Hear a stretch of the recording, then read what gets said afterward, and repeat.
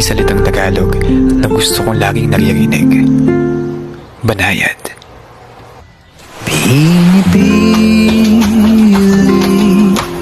kita. Crush mo? Parang ihip ng hangin sa dapit hapon o alon na marahang humahalik sa dalampasigan.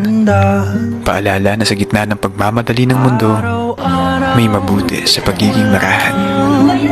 Na ang buhay, tulad ng paghinga ng tao, ay hindi kailangan laging minamadali. Paminsan, mas mahalaga ang dahan-dahan, ang pagsamsam ng bawat oras. Kita malagas man ang huling hibla, at kung ang